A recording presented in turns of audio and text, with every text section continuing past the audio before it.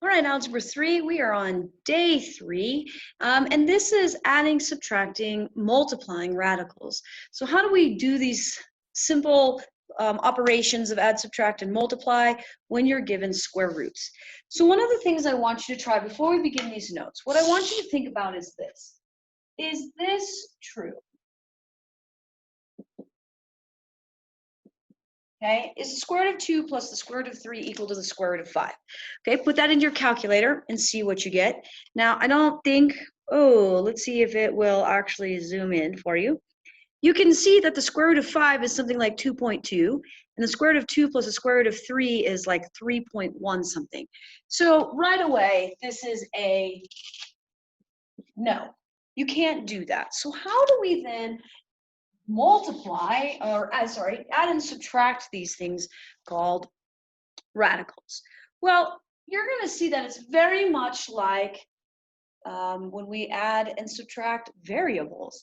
And you're going to hear me say innies and outies a lot. So anything on the outside of the radical sign is an outie.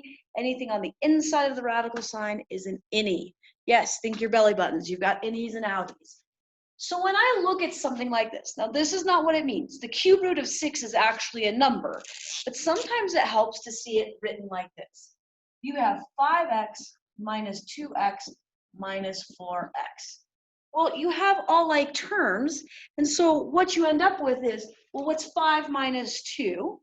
Well, you get 3, and 3 minus 4 means you have a negative 1 of these things called the cube root of 6. And that's like negative 1 times that. But what you're doing is you're asking yourself, well, how many cube roots of 6 do I have? Okay, so now let's take a look at this one. If I were to do my same little trick here, I would get 5 roots 3. This would be a 1 of those. But now look, I have the cube root of 4. That would be something like y. That's something different. The fifth root of 3 is different than the cube root of 4. And so I have to think about what are my like terms. These are my like terms. So 2 minus 1 would give me 1 of those. And then I still have 1 of those things called the cube root of 4. Now, we wouldn't write it necessarily with the ones, but that's what it is. You would really end up with 5 cube roots of 3 and 3 cube roots of 4. And that's as simple as it gets. Remember, we don't want decimal approximations here. We're looking at the pure mathematics. But that's how you add and subtract radicals. Okay, so let's look at a little bit harder. Let's take a look at something a little bit more complicated. All right. So what happens if I ask you to take 2 times the square root of 50 plus 3 times the square root of 72?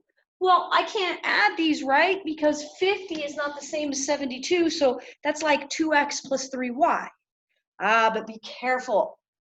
You can always reduce the square root of 50, and you can always reduce the square root of 72. So let's do that. Let's do that first. So I'm going to take 50, and I'm going to do my game here. That's going to give me 25. I can't do 2 or 3, so my next prime that I can use is 5. That'll give me 5, and 5 divided by 5 is 1. So now I can look at 50 as 5 squared times 2. That 5 gets to come out, which means I have 5 square roots of 2. That's what the square root of 50 is, okay? So now I have to do 72, right? So I'm going to do 72 here. So I take 72, divide by 2 is 36, divide by 2 is 18, divide by 2 is 9. 2 doesn't go in, so I go to the next prime number, which is 3. Divide by 3 is 1, okay? And again, I'm looking for groups of 2. Those are my groups of 2. So I can rewrite the square root of 72 as 2 squared times 2 times 3 squared. So what gets to leave? So I get 2 times 3 times the square root of 2, which is 6 square roots of 2. Okay? But now I have to go back to the original problem. So let's go back to this original problem. I'm going to keep going over here. So my original problem was 2 square roots of 50 plus 3 square roots of 72. Well, I'm going to say this is 2 times the square root of 50. Well, what's the square root of 50? It's just this. So this is going to be times 5 square roots of 2. Remember, what's on the outside stays on the outside. So I had a 2 on the as an outie here. I now have a 5 on the outie, so 2 times 5 is going to eventually give me 10. So this was 3 times the square root of 72, but what's the square root of 72? Well, it's 6 square roots of 2. All right, so now I have to take care of my outies. So I have 2 times 5 is 10 square roots of 2, plus, 3 times 6 is 18 square roots of 2. And look at what we can do. Oh, we've broke down those numbers so we actually have like terms.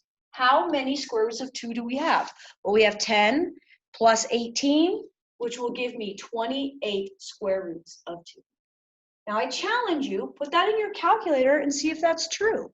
Okay, put in 2 times square root of 50 plus 3 times the square root of 2, get your decimal, and then put in 28 times the square root of 2, you should get the same decimal.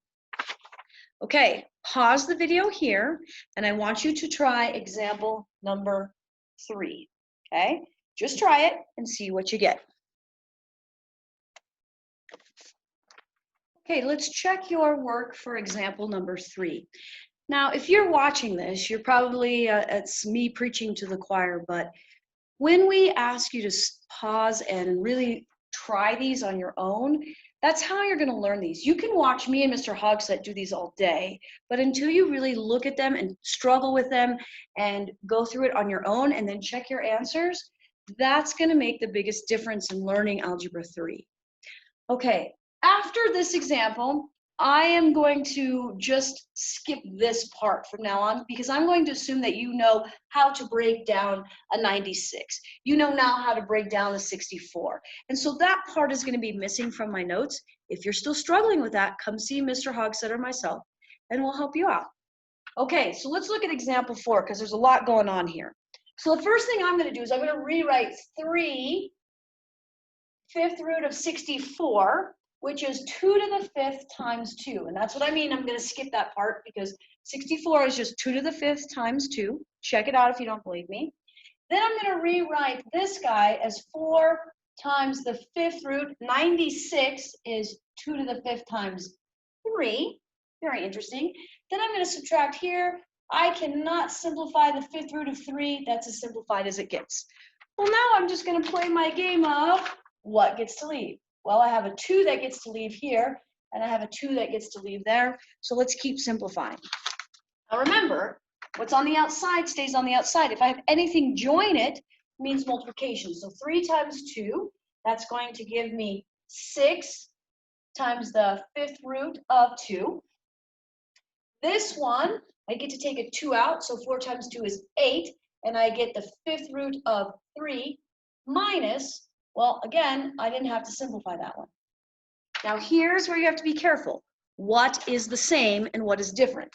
Well, the 5th root of 2, I can call like my x, and my 5th root of 3, I can kind of call this my y.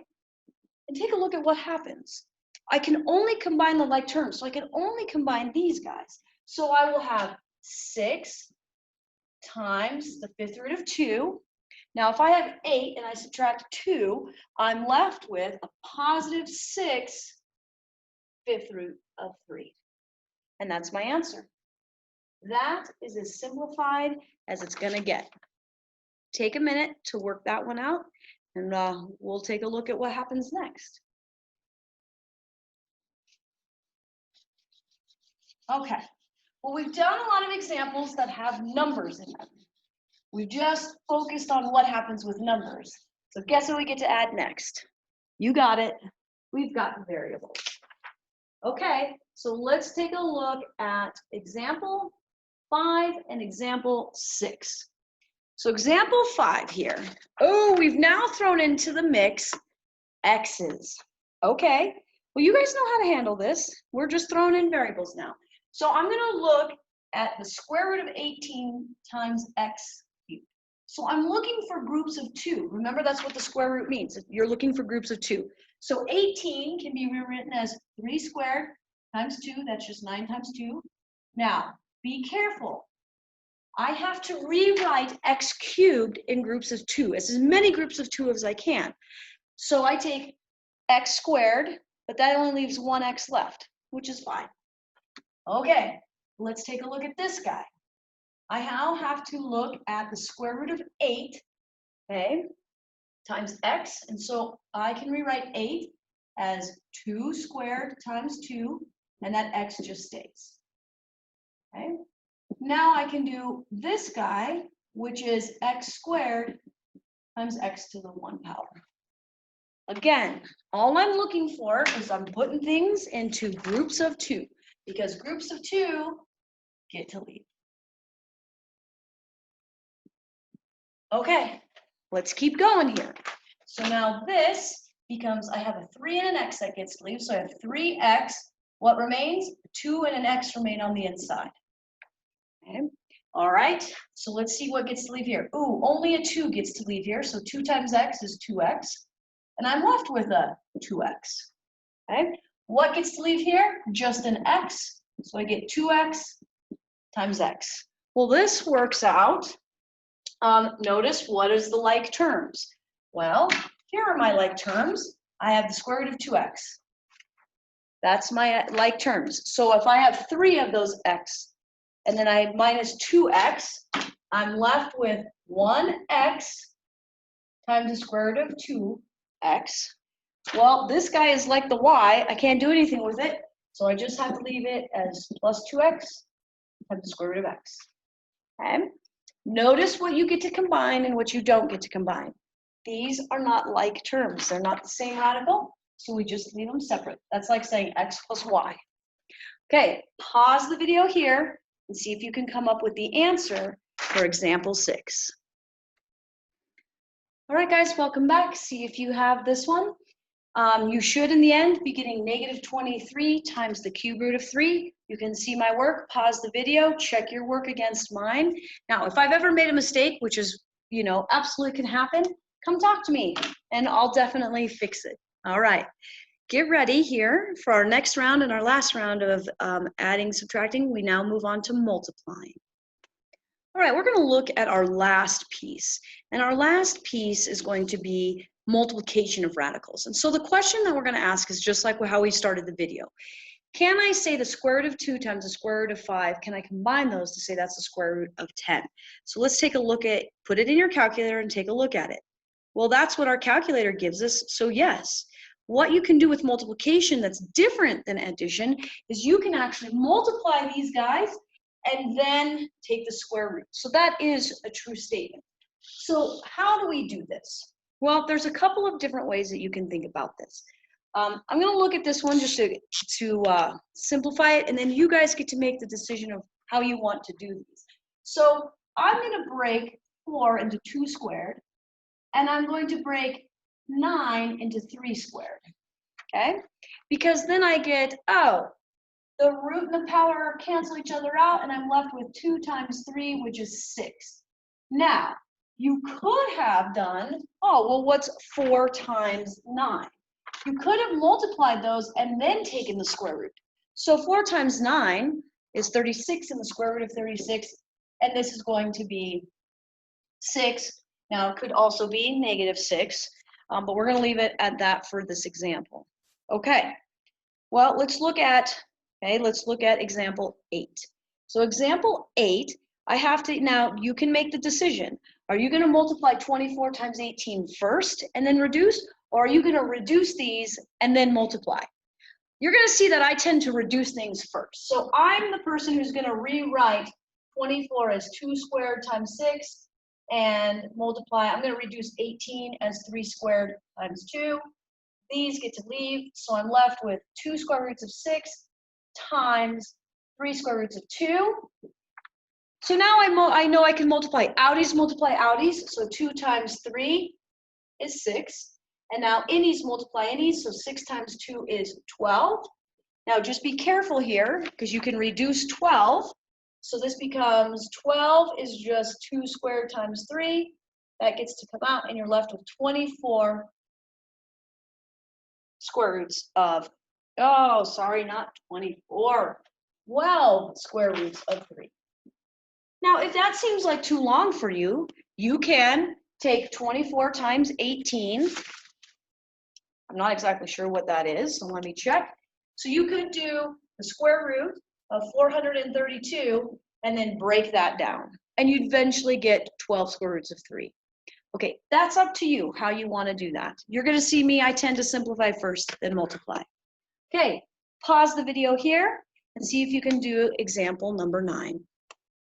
All right, you should get this one as 18. Again, you can see that I broke mine out and I could see like, oh, I'm going to end up with a nice number, no radicals there. All right, our last few problems, guys, are going to, of course, involve variables. Okay, so when we have these problems, same thing, but now we're including variables, nothing much has changed. You just now have to remember what you're grouping by. So, how do we do these? Well, again, I'll try this the other way. So I'm going to multiply first and then go reduce there because I can't reduce 6 and that 18. So I'm going to multiply first. 6 times 3, boom, is 18. Then I have x cubed times x, which gives me x to the 4th. I have x squared times x to the 4th, which gives, or sorry, y squared times y to the 4th, which gives me y to the 6th. Well, now I have to reduce that part. So 18 can be rewritten as 3 squared times 2. Now I can do x times x squared times x squared, and then I have y squared times y squared times y squared. Remember, I'm just looking for groups of 2, and then everything that gets to leave gets to leave. So goodbye to a whole bunch of stuff. So what's left? Well, I have a 3 that got to leave. I have 2 x's that got to leave. I have 3 y's that get to leave, and a lonely little 2 left. So my answer is 3 times x squared, because I had 2 x's get to leave, and then I have y cubed times the square root of 2. Okay, pause the video here and do this last one. Truly try it on your own and come back and check your answers.